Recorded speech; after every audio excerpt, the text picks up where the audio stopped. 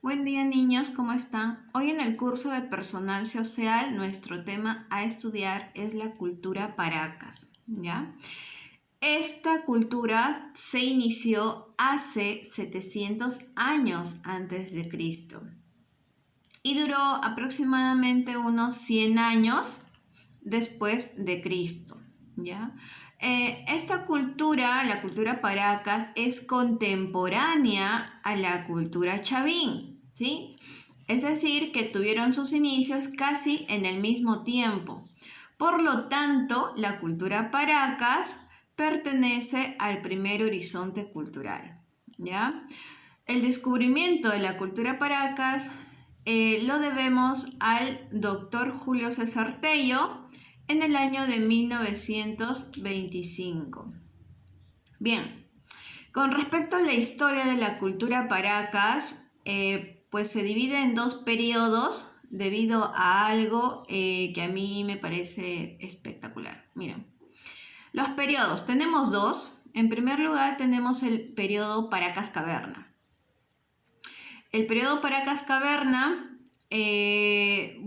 tuvo sus inicios en el año 400 a.C.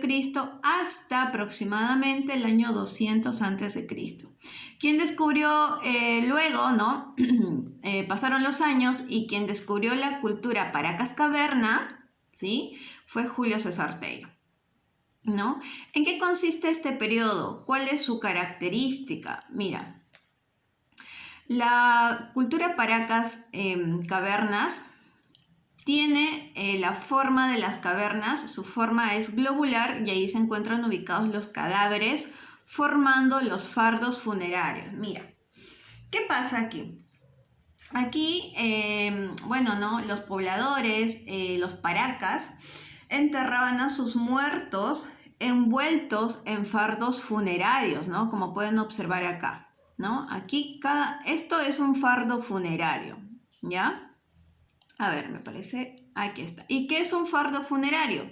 Un fardo funerario es la momia, ¿ya? Que está colocada en posición de cunclillas o en forma fetal, ¿ya? Es decir, está sentada con las rodillas pegadas al tórax y los brazos recogidos, ¿no? Y están envueltos. Esa es la posición en la que ellos, ¿no? Estos muertos, se encuentran ubicados y de esa manera son envueltos y enterrados, observen aquí, ¿no? En estas tumbas que tienen forma de botella, ¿sí? Como pueden observar, con un fondo globular, ¿no? Como pueden observar, se hacía debajo, miren, cavaban primero una capa de arena, luego una capa rocosa, ¿no? Y en la parte más profunda, en el área rocosa, se instalaban los fardos funerarios, mira, ¿no? ¿Y cómo los bajaban? Mira, tenían aquí sus gradas de piedra, ¿ya? Entonces, esta es la característica principal de lo que viene a ser el periodo Paracas Caverna, ¿ok? Entonces, luego, ¿qué pasa? Que hubo un cambio en esto, ¿no? Luego surge el periodo Paracas Necrópolis, ¿no? En el año 200 a.C. hasta aproximadamente 0 años antes de Cristo, ¿no? O sea, hasta el fin de los años antes de Cristo. Aquí el descubridor de este periodo de Paracas Necrópolis, pues se lo debemos el descubrimiento de este periodo se lo debemos a Toribio Mejía Sexpe, ¿ya? Como pueden ver, ellos seguían teniendo a sus muertos, obviamente, enterrados en el subsuelo, ¿no? Tenían fosas subterráneas, pero ahora, como pueden observar aquí abajo, ¿no? Ya eran rectangulares, ¿no? Eran rectangulares y tenían poca profundidad. Ya no eran acá tan profundas como en la época de Paracas Caverna, ¿no? Aquí no eran tan profundas y mira, en esta tumba cabían aproximadamente 420 momias envueltas en sus fardos funerarios, ¿no? Ya sabes cómo es la posición de una momia envuelta en su fardo funerario, ¿no? Entonces, esta es la diferencia. A ver, continuamos. ¿no? Ahora tenemos las manifestaciones culturales. A ver, mira. Con respecto a las manifestaciones culturales, tenemos en primer lugar, aquí está, las cirugías. Aquí surgieron los grandes cirujanos, imagínense, ¿no? Aquí los paracas tuvieron un alto desarrollo en cuanto a operaciones quirúrgicas, ¿no? Se dedicaban especialmente a las trepanaciones craneanas, ¿ya? Bueno, ¿en qué consiste una trepanación craneana? Mira, una trepanación craneana es prácticamente cortar, ¿no? Hacerle un agujero al cráneo de las personas, en este caso las paracas, mira. ¿Y para qué? Para deformar sus cráneos. Mira, la cultura paracas es también muy conocida por su método para alterar la forma del cráneo, ¿no? A esto se le conoce como deformación craneana. ¿Para qué? Para seguir una clase social, ¿ya? Es decir, de acuerdo a la forma del cráneo, uno reconocía a qué clase social pertenecían las personas, ¿no? Pero también tenían fines religiosos. Los cráneos encontrados en la cultura, bueno, en el periodo Paracas Necrópolis muestran muchos ejemplos de esta práctica, ¿no? Tienes aquí los cráneos estirados o el cráneo inclinado, ¿ya? Los métodos empleados por los paracas para alterar la forma del cráneo, alargándolo, fue con tablas y bandas, ¿no? Como pueden observar aquí, ¿no? Los amarraban. De repente, si querían alargar, hacían presión en ambos lados, o de repente si querían profundizar, en este caso tener un cráneo inclinado, ¿no? Le hacían más presión en la frente, por ejemplo, ¿no? Listo. Entonces, mira, en la cultura paracas, en especial en el periodo de Paracas Necrópolis, es frecuente la deformación craneana, ¿ya? ¿Qué más tenemos con respecto a las manifestaciones culturales, no? Entonces aquí tienes, ¿no? La deformación craneana es el resultado, ¿no? El hecho de alargar o de estirar un cráneo, ¿no? Pero aquí, ¿no? La trepanación craneana en sí es la perforación, es el acto, ya es la perforación del cráneo. ¿Valiéndose de qué? Mira, ¿qué utilizaban para esto? Antes de que me pase a otras manifestaciones, claro, ¿no? Mira, utilizaban en primer lugar, ¿no? Algo importante, el cuchillo de obsidiana, ¿ya?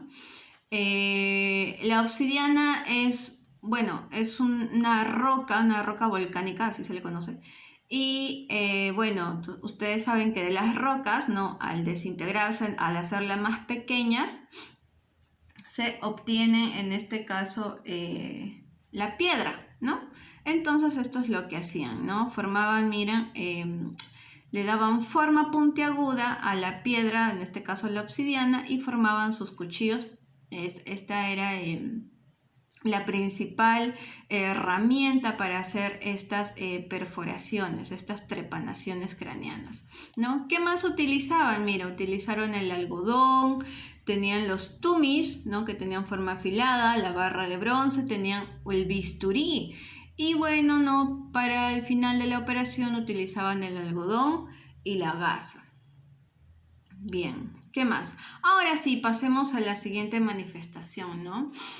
Con respecto a la textilería Paracas es, mira, tal vez la manifestación material de mayor esplendor de esta cultura, ¿no? Durante el periodo Paracas Caverna se mostró gran influencia chavinense, o sea, todavía estaban imitando con respecto a la forma de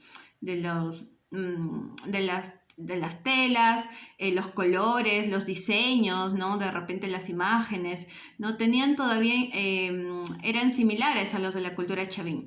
Aquí la bicromía es característica principal entre sus telares, es decir, se utilizaban dos colores en lo que viene a ser sus telares, sus telas.